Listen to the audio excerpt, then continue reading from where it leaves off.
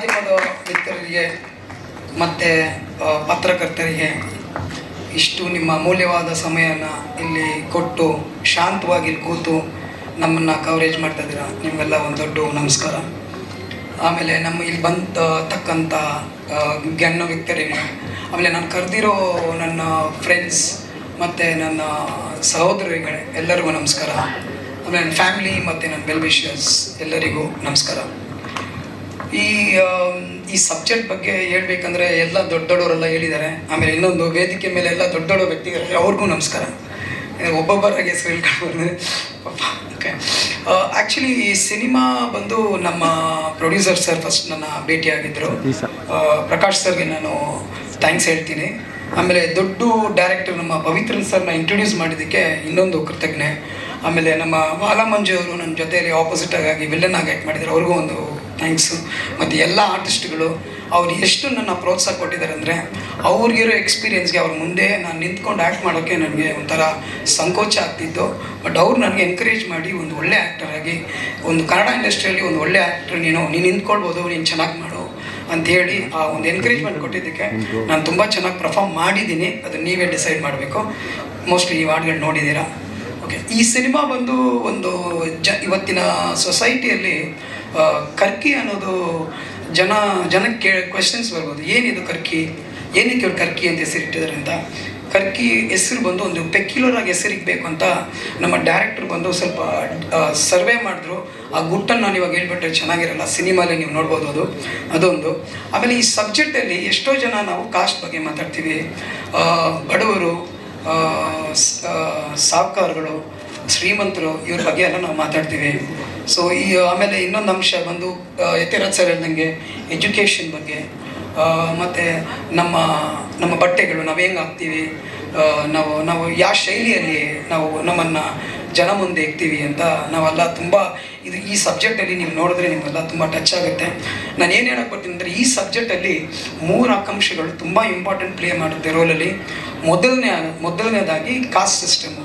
ನಮ್ಮ caste system ಬಂದು ಇವತ್ತಿನ್ನೂ existing ಇದೆ. ಯಾಕಿದಿರಬೇಕು? ನಾವು ಕಾಸ್ಟ್ ಸಿಸ್ಟಮ್ನ ನಾವು ಕ್ಯಾರಿ ಮಾಡಿಕೊಂಡೇ ಹೋಗ್ಬೇಕಾ? ಡಿಜಿಟಲ್ ಮಾಧ್ಯಮ ಬಂದ್ಬಿಡ್ತು. ಈಗ ಎಷ್ಟೋ ಯೂಟ್ಯೂಬರ್ಸ್ ಇಲ್ಲಿ ಕೂತಿದ್ದಾರೆ. ಅಲ್ಲ, ಮಾಧ್ಯಮ ಚೇಂಜ್ ಆಗ್ತದೆ. ಮನುಷ್ಯರು ಮೂನಲ್ಲಿ ಹೋಗಿ ಆಗ್ಬಿಟ್ಟು ಅಲ್ಲಿ ಜೀವನ ಮಾಡ್ತಾರೆ. ಯಾಕೆ ಮನುಷ್ಯ ಅರ್ಥ ಮಾಡ್ಕೊತ ಇಲ್ಲ? ಈ ಒಂದು ಮೆಸೇಜ್ ನಿಮಗೆಲ್ಲರಿಗೂ ಈ ಸಬ್ಜೆಕ್ಟಿಂದ ನೋಡ್ಬೋದು. ಎರಡನೇದು ಬಂದು ನಾವೊಂದು ನೀವೆಲ್ಲ ಕಾಲೇಜ್ ಹೋಗಿರ್ತೀರ, ನಾವು ಕಾಲೇಜ್ಗೆ ಹೋಗಿರ್ತೀವಿ. ಆ ಕಾಲೇಜ್ ನಾವು ಹೋಗೋವಾಗ ನಾವೆಲ್ಲ ಅಲ್ಲಿ ಸ್ಟೂಡೆಂಟಾಗಿ ಹೋಗ್ತೀವಿ. ಎಕ್ಸಾಂಪಲು, ಒಂದು ಹುಡುಗಿ ಸೇರ್ತಾಳೆ, ಹುಡುಗ ಸೇರ್ತಾನೆ, ಮತ್ತು ಬಡವರು, ಶ್ರೀಮಂತರು, ಬೇರೆ ಬೇರೆ ವರ್ಗದವ್ರು ಸೇರ್ತಾರೆ. ಒಂದು ಕ್ಲಾಸಲ್ಲಿ ನಾವು ಸೇರುವಾಗ ನಾವೆಲ್ಲ ಫ್ರೆಂಡ್ಸ್ ಆಗಿ ಸೇರಬೇಕು. ಅಲ್ಲಿ ಏನಾಗುತ್ತೆ ಅಂದರೆ, ಕೆಲವರು ಒಂದು ಬಡವ ಹುಡುಗ ಬಂದು ಒಂದು ಸಾಹುಕಾರ, ಒಂದು ಶ್ರೀಮಂತ ಹುಡುಗಿಯಲ್ಲಿ ಫ್ರೆಂಡ್ ಆದರೆ ಅವರು ಅದನ್ನು ತಪ್ಪು ಮೆಸೇಜ್ ಎತ್ಕೊಬಾರ್ದು. ಅವ್ರು ಒಂದು ಫ್ರೆಂಡಾಗೇ ಇರ್ಬೋದಲ್ಲ. ಅದನ್ನು ಏನು ಮಾಡ್ತಾರೆ ಜನ, ಇವಳನ್ನ ಪ್ರೀತಿ ಮಾಡಿದ್ರೆ ಇವ್ರು ಏನೋ ಲವ್ ಆಗಿಬಿಡ್ತಾರೆ, ನಮ್ಮ ಜಾತಿಗೆ ತಗ್ಗಿ ಆಗುತ್ತೆ ಅಂತ ಎಷ್ಟೋ ಜನ ಯೋಚನೆ ಮಾಡಿ ಅಲ್ಲಿ ಏನೋ ಅನಾಹುತಗಳಾಗ್ತಾ ಇದೆ. ಸೊ ಅದೆಲ್ಲ ತಡಿಬೇಕು. ಈ ತಡಿಬೇಕಂದ್ರೆ ಈ ಸಿನಿಮಾ ಬಂದು ನೀವು ಒಂದು ಒಳ್ಳೆ ಮೆಸೇಜ್ ಕೊಡುತ್ತೆ. ಏನಕ್ಕಂದರೆ ಹೀರೋಯಿನ್ ಈ ಸಿನಿಮಾ ಅಲ್ಲಿ ಒಂದು ಫ್ರೆಂಡ್ ಆಗಿರ್ತಾರೆ. ಆ ಫ್ರೆಂಡ್ ಬಂದು ಬೇರೆ ಲೆವೆಲ್ಗೆ ಜನ ಯೋಚನೆ ಮಾಡಿ ಆ ಹಿಂಸೆ ಕೊಡೋದು. ಪಾಪ ವಿಲೇಜಿಂದ ಎಷ್ಟೋ ಸ್ಟೂಡೆಂಟ್ಸು ಸಿಟಿಗೆ ಬರ್ತಾರೆ ಓದೋಕೆ. ಅವ್ರಿಗೆ ಬಂದು ಅವ್ರ ಪೇರೆಂಟ್ಸ್ ಅವ್ರಿಗೆ ಕಾಸು ಕೊಟ್ಟು ನೀನು ಓದಬೇಕಪ್ಪ, ಎಲ್ಲೋ ಅವನು ಕೂಲಿ ಕೆಲಸ ಮಾಡಿರ್ತಾನೆ, ಆಮೇಲೆ ಅವನು ಎಲ್ಲೋ ಡ್ಯಾನ್ಸ್ ಆಡಿ ದುಡ್ಡು ಸಂಪಾದಿಸಿ ಅವ್ನ ಮಗನ್ನ ಕಳಿಸ್ತಾನೆ. ಆ ಮಗ ಬಂದು ಇಲ್ಲಿ ಏನೋ ಆಗೋಗಿ ಬರ್ತಾನೆ. ಬಟ್ ಅಲ್ಲಿರೋರು ಕೂಡ ಹಿಂಸೆ ಇದು ಇನ್ನೂ ನಡೀತಾ ಇದೆ. ಇದೆಲ್ಲ ತಡೆ ಆಗಬೇಕಂದ್ರೆ ಈ ಸಿನಿಮಾ ನಿಮ್ಗೆ ಒಳ್ಳೆ ಮೆಸೇಜ್ ಕೊಡುತ್ತೆ. ದಯವಿಟ್ಟು ಇದನ್ನು ನೀವು ನೋಡಬೇಕು, ಇನ್ನೂ ಜನಕ್ಕೆ ನೀವು ಸ್ಪ್ರೆಡ್ ಮಾಡಬೇಕು. ಮೂರನೇದಾಗಿ ಎಲ್ಲರೂ ಈ ಸಬ್ಜೆಕ್ಟಲ್ಲಿ ಒಂದು ನಾಯಿನ ನಾವಿಟ್ಟಿದ್ದೀವಿ. ನಾಯಿ ಅಂತ ಹೇಳೋಕ್ಕೆ ಕ್ಷಮೆ ಕೊಡ್ತಾ ಇದ್ದೀನಿ, ಶ್ವಾನ. ಅದರ ಹೆಸರು ಬಂದು ಕರ್ಗಿ ಅಂತ ಈ ಹೆಸರಿಟ್ಟಿದ್ದೀವಿ. ಆ ಕರ್ಗಿ ಬಂದು ನನ್ನಲ್ಲಿ ಅಂದರೆ ನಂತರ ಒಂದು ಎಷ್ಟೋ ಜನದಲ್ಲಿ ಇವಾಗ ಜಾಸ್ತಿ ಹೆಣ್ಮಕ್ಳು ಈ ಡಾಗ್ ಪೆಟ್ಸ್ನ ತುಂಬ ಪ್ರೀತಿ ಮಾಡ್ತಾರೆ. ಸೊ ಈ ಪ್ರೀತಿ ವಿಶ್ವಾಸ ಹೆಂಗಿರುತ್ತೆ ಅಂದರೆ, ಆ ಪ್ರೀತಿ ಮಾಡೋದು ಯಾರಾದರೂ ಒಂದು ಮನುಷ್ಯನೇ ಇರಲಿ, ಇಲ್ಲ ಒಂದು ಶ್ವಾನನೇ ಇರಲಿ, ಒಂದು ಕರ್ಗಿನೇ ಇರಲಿ, ಸತ್ತೋಗ್ಬಿಟ್ರೆ ಅದು ಅಲ್ಲಿಗೆ ಅವ್ರ ಯೋಚನೆ ಅಂದರೆ ಕೆಲವು ಜನ ಬಿಟ್ಬಿಡ್ತಾರೆ, ಆದರೆ ಕೆಲವ್ರು ಬಿಡಲ್ಲ. ಈ ಸಿನಿಮಾಲಿ ಆ ಒಂದು ಆತ್ಮ, ಆ ನಾಯಿನ ಆತ್ಮ ಈ ಹೀರೋನ ಎಬ್ಸುತ್ತೆ. ಇನ್ನೂ ನಾನಿದ್ದೀನಿ ನಿನಗೆ, ನಾನು ನಿನ್ನ ಪ್ರಾಣ ಕಾಪಾಡ್ತೀನಿ ಅಂತ ಆ ನಾಯಿ ಬಂದು, ಕೆಲವು ವಿಲ್ಲನ್ಗಳು ಅವ್ರನ್ನ ಸಾಯಿಸೋಕೆ ನೋಡ್ತಾರೆ, ಆ ನಾಯಿ ಬಂದು ಆತ್ಮ ರೂಪದಲ್ಲಿ ಅವನನ್ನು ಎಬ್ಸಿ ಅವನನ್ನು ನಿಲ್ಲಿಸುತ್ತೆ.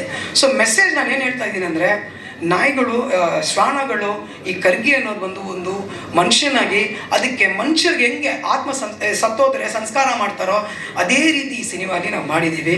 ನೀವೆಲ್ಲ ಇದನ್ನು ನೋಡಬೇಕು. ಇದನ್ನೆಲ್ಲ ನೋಡಿದ್ರೆ ನಿಮ್ಗೆ ಏನಾಗ್ತಾ ಆಗುತ್ತೆ, ಈ 3-4 ವಿಷಯಗಳ ಅಂಶಗಳು ಏನು ಹೇಳಿದ್ದೀನೋ ನೀವು ಇದನ್ನು ದಯವಿಟ್ಟು ನೋಡಬೇಕು, ಇದನ್ನು ಸ್ಪ್ರೆಡ್ ಮಾಡಬೇಕು.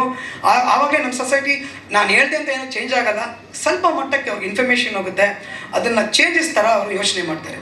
ಇನ್ನೊಂದು ನಾನು ಏನು ಹೇಳ್ತೀನಿ, ಸಾಂಗ್ ಬಗ್ಗೆ ನಾನು ಮಾತಾಡ್ತೀನಿ. ಫಸ್ಟ್ ನಾವು ತಮಿಳಿನ ಸಾಂಗ್ ನೋಡಿದ್ವಿ. ಅದನ್ನು ಆಮೇಲೆ ನಮ್ಮ ಪ್ರೊಡ್ಯೂಸರ್ನ ಮೀಟ್ ಮಾಡಿದ್ವಿ. ನಮ್ಮ ಪ್ರೊಡ್ಯೂಸರ್ ಏನು ಹೇಳ್ಬಿಟ್ರು, ಇವರೇ ಬೇಡ, ನಮ್ಮ ಇಂಡಸ್ಟ್ರಿಯಲ್ಲಿ ಇರೋರು, ನಮ್ಮ ಇಂಡಸ್ಟ್ರಿ ಏನಿಲ್ಲ, ಸ್ವಲ್ಪ ಅಮೌಂಟ್ ಕೊಟ್ಟಿದ್ರೆ ನಮಗೆ ಆ ರೈಟ್ ಸಿಕ್ಬಿಡ್ತಾಯಿತ್ತು. ಯಾವುದು ತಮಿಳ್ ಮಾಡಿರೋರು, ಅವರು ಒಳ್ಳೆ ಮ್ಯೂಸಿಕ್ ಮಾಡಿದರು. ಬಟ್ ನಮ್ಮ ಪ್ರೊಡ್ಯೂಸರ್ ಹೇಳಿದ್ರು, ಬೇಡ, ನಾವು ಇಲ್ಲಿ ಇರೋ ಒಂದು ಒಳ್ಳೆ ಮ್ಯೂಸಿಕ್ ವ್ಯಕ್ತಿನ ಕರೆಯೋಣ, ಅವ್ರ ಕೈಯಲ್ಲೇ ಈ ಕಂಪೋಸ್ ಮಾಡ್ಸೋಣ ಅಂತ ಹೇಳ್ಬಿಟ್ಟು ನಮ್ಮ ಶ್ರೀಮಾನ್ ಅರ್ಜುನ್ ಜರ್ನಿ ಅವ್ರನ್ನ ಆಯ್ಕೆ ಮಾಡಿದ್ರು. ಆ ಆಯ್ಕೆ ಮಾಡೋ ರೆಕಮೆಂಡ್ ಮಾಡಿದ್ದು ನಮ್ಮ director sir, Pavithran sir. Please ಅವರ ವಿಷಯದಲ್ಲಿ ಏನು ಬೇಕಂದರೆ, ಒಂದೊಂದು ಆರ್ಟಿಸ್ಟ್ ಆಗಲಿ, ಒಂದೊಂದು ಟೆಕ್ನಿಷಿಯನ್, ಒಂದೊಂದು ಕಾಸ್ಟ್ ಆ್ಯಂಡ್ ಕ್ರೂ, ಅವರು ತುಂಬ ಆಳವಾಗಿ ಯೋಚನೆ ಮಾಡಿ ಯಾವ ಮಟ್ಟಕ್ಕೆ ಅವರಿದ್ರೇ ಈ ಸಿನಿಮಾ ಗೆಲ್ಲುತ್ತೆ. ಯಾಕಂದರೆ ತುಂಬ ಜನ ಸಿನಿಮಾ ಮಾಡ್ತಾರೆ, ಪಾಪ ಶ್ರಮೆ ಪಡ್ತಾ ಇದ್ದಾರೆ. ಆ ಶ್ರಮೆಗೆ ನಾವು ಕರೆಕ್ಟಾಗಿ ಆನ್ಸರ್ ಬರಬೇಕು, ಅದು ಒಂದು ಸಕ್ಸಸ್ ಆಗಬೇಕು, ಜನಕ್ಕೆ ಇನ್ಫಾರ್ಮೇಷನ್ ಕೊಡಬೇಕಂದ್ರೆ ಇಂಥ ಒಂದು ಕ್ಯಾಪ್ಟನ್ ಅವಶ್ಯಕತೆ ಇರುತ್ತೆ. ಆ ಕ್ಯಾಪ್ಟನ್ ಜೊತೆ ನಾನು ಕೆಲಸ ಮಾಡಿದ್ದೀನಿ. ನನಗೆ ದೊಡ್ಡ ಒಂದು ಆಶೀರ್ವಾದ. ಸಿನಿಮಾ ಇಂಡಸ್ಟ್ರಿಗೆ ನನ್ನ ಮುಂದೆ ತಂದಿರೋಕ್ಕೆ ದೊಡ್ಡ thank you sir. Thank you very much.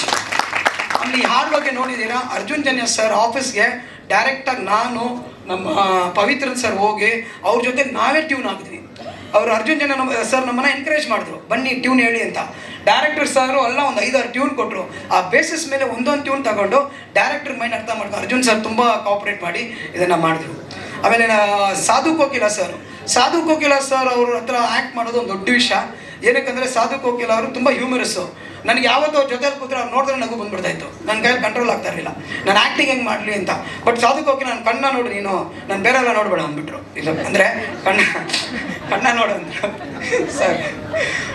So ಕಣ್ಣ ನೋಡಿ ಆ್ಯಕ್ಟಿಂಗ್ ಮಾಡಿ ಜೆ ಪಿ ನೀನು ಚೆನ್ನಾಗಿ ಮಾಡ್ತೀಯ ಅಂತ ಅವರು ನನಗೆ ಎನ್ಕರೇಜ್ ಮಾಡಿದ್ರು. ಕೌಂಟರ್ ಡೈಲಾಗ್ ಹೆಂಗೆ ಮಾಡೋದು, ಹ್ಯೂಮರಸ್ನ ಹೆಂಗೆ ಕ್ರಿಯೇಟ್ ಮಾಡೋದು, ಜನನ ಹೆಂಗೆ ನಗ್ಸೋದು, ಅದನ್ನು ಕ್ರಿಯೇಟ್ ಮಾಡೋದು. ದೊಡ್ಡ hats off Sadhu Kokila sir. ಅವರು ಬರಲಿಲ್ಲ, US ಇದ್ದಾರೆ. ಮತ್ತು ಇನ್ನೂ ಕೆಲವು ಜಾಸ್ತಿ ಆರ್ಟಿಸ್ಟ್ಗಳಿದ್ದಾರೆ. ಈ ಸವಿತಾ ಮೇಡಮ್ ಇದ್ದಾರೆ, ಕೂತಿದ್ದಾರೆ. ಅವರು ನಮ್ಮ ತಾಯಿ ರೋಲ್ ಮಾಡಿದ್ದಾರೆ. ತುಂಬ ಎಕ್ಸಲೆಂಟಾಗಿ ಕಮ್ಯುನಿಕೇಟ್ ಮಾಡಿದ್ರು. ಆಮೇಲೆ ಒಂದು ತಾಯಿ, ಒಂದು ಬನ್ನಿ ಸವಿತಾ ಮೇಡಮ್. ಆಮೇಲೆ ಇಲ್ಲಿ ಇನ್ನೊಂದು ನನ್ನ ತಂದೆ ರೋಲ್ ಬಂದು ಒಬ್ಬರು ಟ್ರಾನ್ಸ್ಜೆಂಡರ್ ಮಾಡಿರೋದು. ಅವರು ತಮಿಳಲ್ಲಿ ತಂಗರಾಸು ಅಂತ, ಅವರು ಟ್ರಾನ್ಸ್ಜೆಂಡರ್ ಅವರು ಶಿ ಮೇಲ್ ಅಂತ. ಅವ್ರನ್ನ ನಮ್ಮ ಈ ವಿಲನ್ ಆಗಿ ವಾಲೆ ಮಂಜು ಅವರು ತುಂಬ ಇನ್ಸಲ್ಟ್ ಮಾಡ್ತಾರೆ, ಅವ್ರ ಬಟ್ಟೆನೇ ಬಿಚ್ಚಿಬಿಡ್ತಾರೆ. ಆ ಸೀನ್ಗಳೆಲ್ಲ ನೋಡಿಬಿಟ್ರೆ ನಮಗೆ ಮೈಯೆಲ್ಲ ಜುಮ್ ಅನ್ನುತ್ತೆ. ನಮಗೆ ಈ ಥರನೂ ಇದೆಯಾ, ಈ ಥರ ನಡೆಯುತ್ತದಾ? ಇದು ಕೆಲವು ವಿಷಯಗಳು ಬಂದು ನಾವು ರಿಯಲ್ ಆಗೇ ಮಾಡಿದ್ದೀವಿ, ರಿಯಲ್ ಇನ್ಸಿಡೆಂಟ್ಸ್ ಪಿಕ್ ಮಾಡಿದ್ದೀವಿ. ಅವರು ಇನ್ನೂ ಇಲ್ಲ, ದಯವಿಟ್ಟು ಅವ್ರಿಗೊಂದು ಸೈಲೆಂಟ್ ಮೋಡ್ ಒಂದು 1 ಮಿನಿಟ್ ಸ್ವಲ್ಪ ನಿಂತ್ಕೊಂಡು ಮಾಡೋಣ. ದೊಡ್ಡ ಆರ್ಟಿಸ್ಟ್ ಅವರು, Thangaraj sir, please sir 1 minute please.